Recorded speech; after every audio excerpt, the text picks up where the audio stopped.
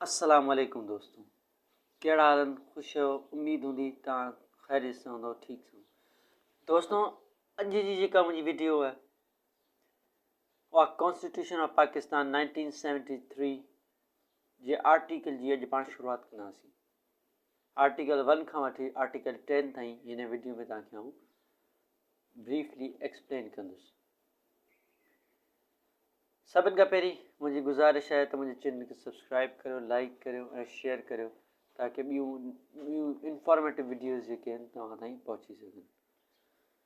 दोस्तों, article number 1 ॿुधाए थो त पाकिस्तान जेको आहे फेडरल स्टेट हुजे, वफ़ाक़ी इदारो हुजे। स्टेट माना वफ़ाक़ी हिकिड़ी हुजे, सल्तनत हुजे ऐं उन जो नालो हुजे Islamic Republic of Pakistan. Article 51 में इहो मेंशन आहे। आर्टिकल 51 ॿियो थो चए त पाकिस्तान जा सूबा कहिड़ा कहिड़ा आहिनि। 4 सूबा ॿुधाया विया आहिनि: सिंध, पंजाब, बलूचिस्तान ऐं ख़ैबर पख्तूनख्वा।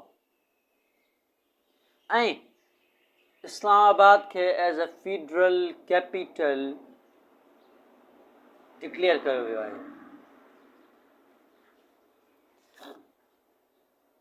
आर्टिकल 1 में अञा ॿुधाए थो त पाकिस्तान जी जेका पार्लियामेंट हूंदी उन जो नालो मजलिस शूरा हूंदो। मजलिस शूरा पार्लियामेंट जो नालो हूंदो।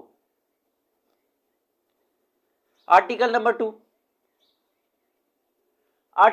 2 में ॿुधाए थो त जेको पाकिस्तान जेको स्टेट उन जी जेका बेस हूंदी उहा रिलीजन बेस हूंदी, माना इस्लाम ते बेस रखी वई आहे पाकिस्तान जी। त उन जी जेका रिलीजन ऑफ पाकिस्तान जेके आहिनि ऐं ऑब्जेक्टिव जेके रेज़ोल्यूशन उहे सभु इस्लाम जी बेस ते थींदियूं। माना इन जी जेका बेस हूंदी उहा इस्लाम रिलीजन ते हूंदी।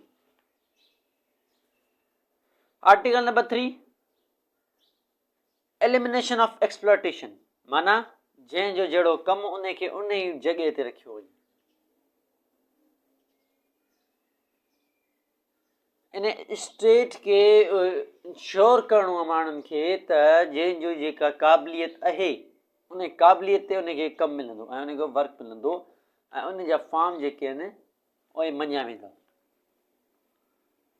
Article number 4 right of individual to deal with law and in law,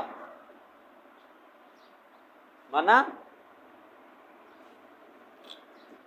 जेके बि माण्हू आहिनि पाकिस्तानी सिटीज़न्स उन्हनि जो हक़ आहे त उहे कानून सां हलनि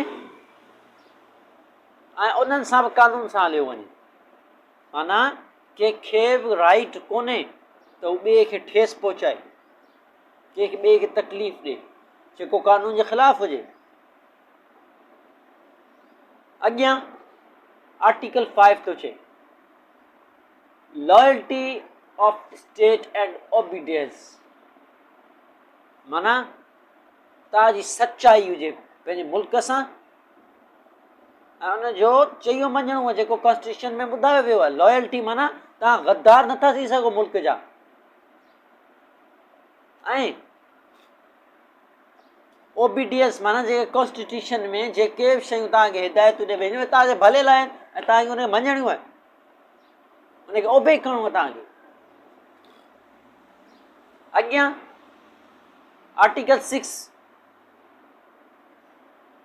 6 चए थो high treason punishment able by law excluding courts, माना हाणे को अहिड़ो जुर्म थो करे, कंहिंखे तकलीफ़ पहुचाई या कानून जी भनकड़ी कई त स्टेट खे राइट आहे त उन ख़िलाफ़ एक्शन खणे जेको कॉन्स्टिट्यूशन में उन जूं या पेनल कोड में उन जूं सज़ाऊं लिखियूं वयूं आहिनि। स्टेट खे पावर ज़रूरी कोन्हे उन कोड ॾे। स्टेट ॾेई सघे थी पावर, सज़ा ॾेई सघे थी। अॻियां आर्टिकल 7, आर्टिकल 7 में स्टेट जी डेफिनेशन ॿुधाई वई है। आर्टिकल 7 में स्टेट जी डेफिनेशन ॿुधाई वई है त स्टेट जेका आहे उन में छा छा ईंदियूं आहिनि शयूं, पूरी जेका दारुल हुकूमत स्टेट है उन में छा छा शयूं ईंदियूं। फेडरल गवर्नमेंट ईंदी है, मजलिस शूरा जंहिंखे पाण नेशनल असेंबली चवंदा आहियूं, प्रोविंसिस गवर्नमेंट्स, प्रोविंशनल असेंबलीज़ ऐं जेके बि लोकल गवर्नमेंट्स आहिनि उहे सभु स्टेट में थियूं अचनि। केर बि तव्हांखां सवाल पुछी सघे थो त स्टेट तव्हां चओ था बाबा असीं पाकिस्तान हिकिड़ी इस्लामिक स्टेट है, स्टेट खे चइबो छा आहे? स्टेट उन खे चइबो आहे जंहिंमें फेडरल गवर्नमेंट अचे, नेशनल असेंबली अचे, जंहिंखे पाण मजलिस शूरा चवंदा आहियूं, प्रोविंशनल गवर्नमेंट्स अचनि, प्रोविंशनल असेंबली अचनि ऐं लोकल जेके गवर्नमेंट अथॉरिटीज़ आहिनि उहे अचनि, उन्हनि खे उहे सभु गॾिजी मिलाए करे हिकिड़ी स्टेट ठाहींदियूं। आर्टिकल 8, आर्टिकल 8 में ॿुधाए थी त जेका नेशनल असेंबली आहे जंहिंमें लॉज़ लेजिस्लेशन जो कमु आहे, अगरि उहे ठहनि था त उहे कहिड़े क़िस्म जा लॉ ठाहे सघनि था। हू अहिड़ा क़िस्म जा लॉ ठाहिनि त जेके जेके असांजा कानून नाफ़िज़ करण वारा इदारा आहिनि उन्हनि खे पंहिंजो वर्क करण में तकलीफ़ न थिए। जीअं police section, army section, militaries आहिनि, उन्हनि खे पंहिंजो कमु करण में पुरअमन माहौल रखण में, छो त उन्हनि जो कमु हूंदो आहे पुरअमन माहौल रखणु, डिसिप्लिन क़ाइमु करणु। उहो उन ई सूरत में थींदी वेंदो जेके उन्हनि खे फुल फ्री अथॉरिटीज़ हूंदियूं ऐं लेजिस्ट्रेशन अहिड़ो कानून नथी ठाहे सघे जेको उन्हनि खे रोके सघे। आर्टिकल 8 थो ॿुधाए पाण। Article 9, security of a person, जेके माण्हू आहिनि उनजी सिक्योरिटी लॉ जे तहत, जीअं त कंहिंखे धमकाइणु, ब्लैकमेलिंग करणु, कंहिंखे डराइणु, कंहिं ते हमिलो करणु ऐं ॿियूं घणियूं शयूं थियूं अचनि। इहे हिकिड़े जुर्मनि ऐं कानून में इन जी सज़ा ॾेई वई आहे। नेक्स्ट आर्टिकल 10, सेफ गार्ड ऐं अरेस्ट डिटेक्शन, माना तव्हांखे इहो ॿुधायो वियो वेंदो त तव्हांखे इहो ॿुधायो वियो हूंदो अगरि तव्हां को अहिड़ो कमु था करियो जेको सज़ा जे क़ाबिल आहे ऐं तव्हां अरेस्ट थी सघो था